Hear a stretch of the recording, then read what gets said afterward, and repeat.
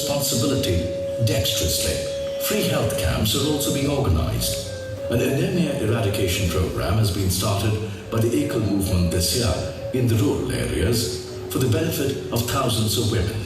ECOL has completed its 25 years of onerous journey, and now the mission of its rural and urban dedicated workers is to establish 1 lakh ECOL schools in India. It is a committed effort by ECOL. It has made the people of rural and far-flung areas of India aware and capable. ECOL has given a new ray of hope in their life. For India to march forward in the right direction, what is needed is value-added education, ethics-based education, and ECOL is doing just that. My wholehearted support to the noble cause of ECOL. The light of knowledge has illuminated the path of so many rural children. But the presence of ECOL is also felt elsewhere.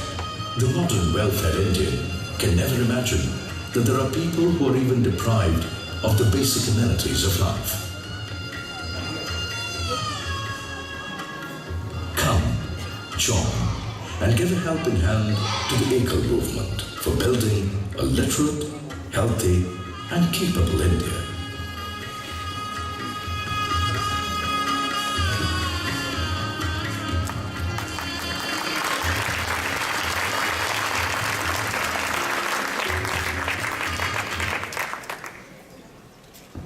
Thank you for your patience. I thought the message is clear, and to make it more creditable for you, I present you Dr. and Mrs. Yashwant Ginde, who are coming back from a visit to one of the schools. Dr. Ginde and Mrs. Ginde, please.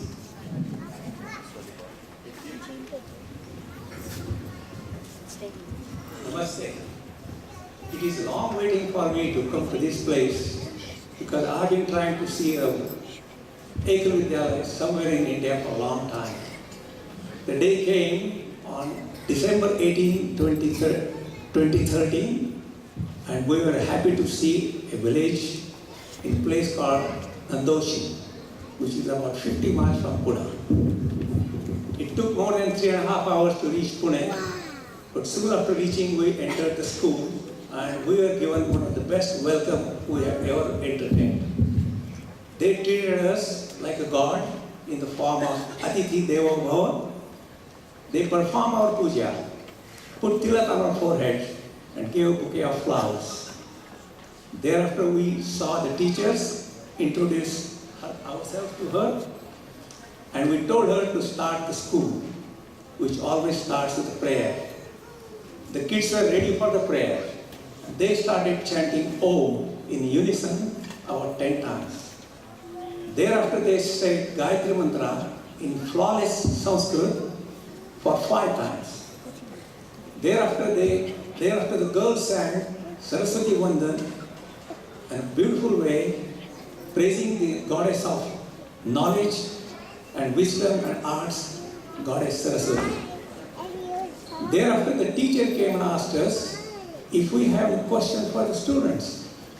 And I told her that instead of asking several questions, first I would like to see them individually, and then I will tell them a story and ask a question.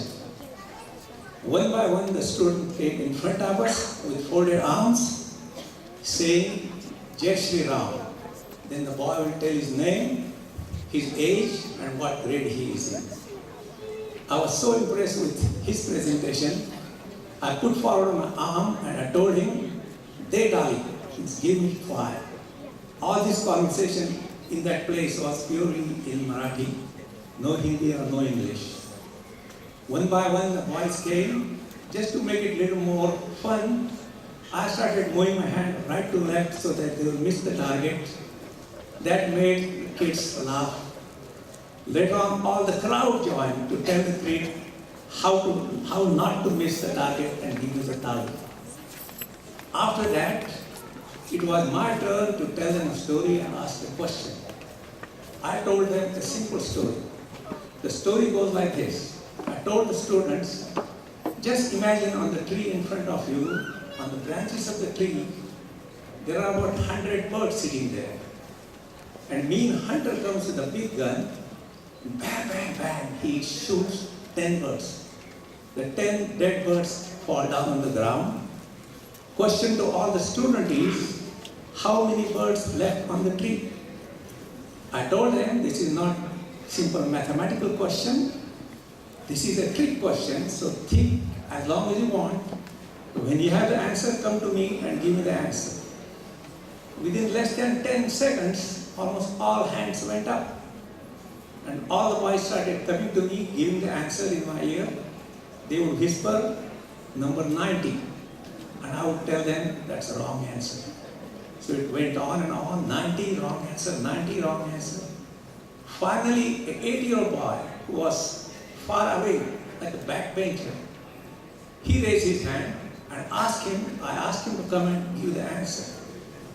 His answer in my ear was, Shunya, meaning zero. I was taken aback. I asked him, how did you reach at that conclusion? He told in his own way, you know, the birds are not dumb.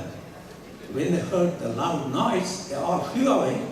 That's why there were no birds on the tree.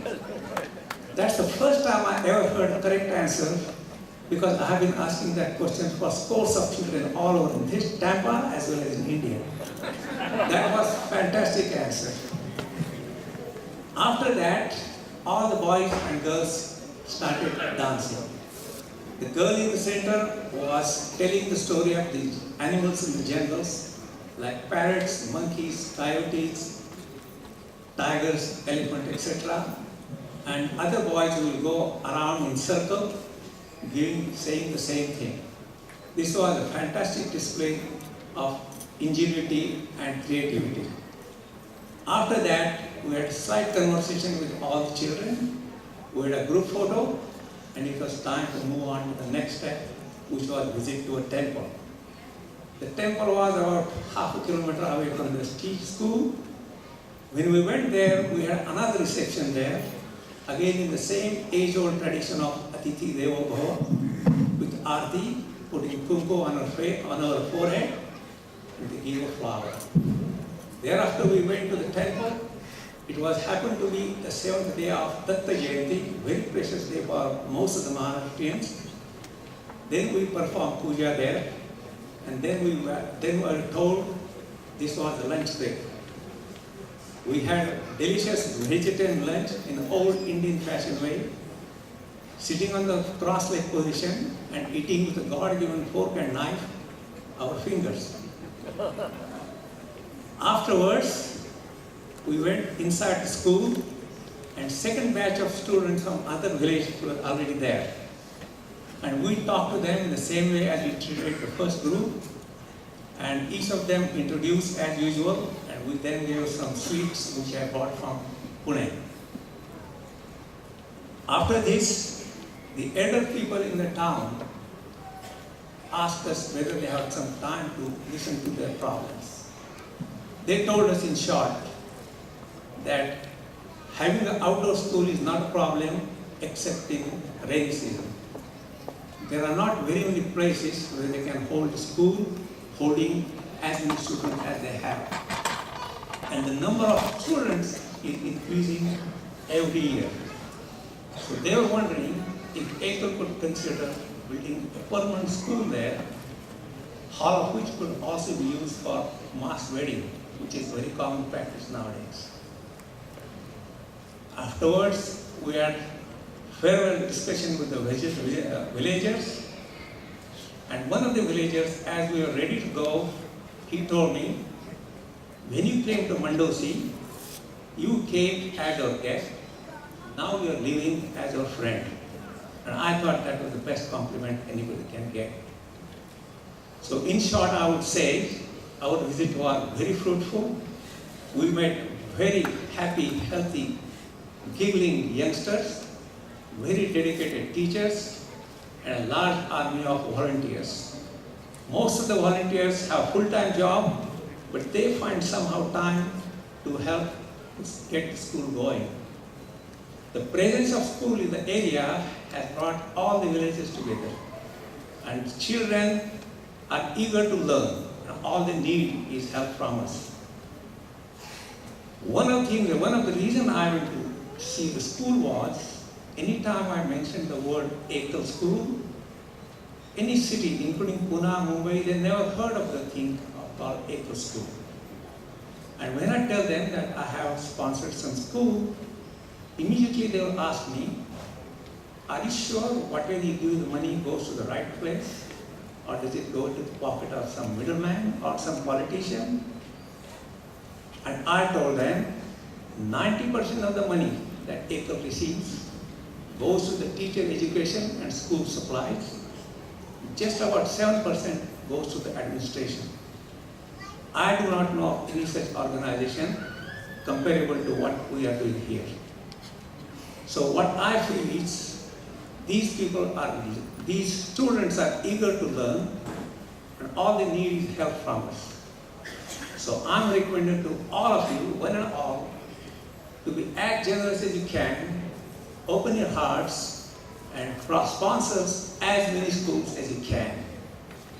Every school is sponsored, you are planting a seed for literacy and hope. Thank you for listening. So now I want to say something.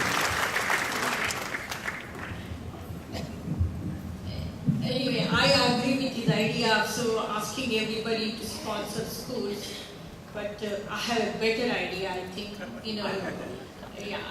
What I think is it's our special day for us. It's our anniversary today, and we are celebrating our 52nd anniversary.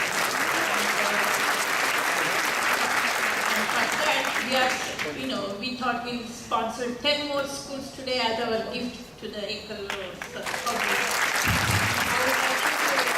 Everybody also will sponsor more schools.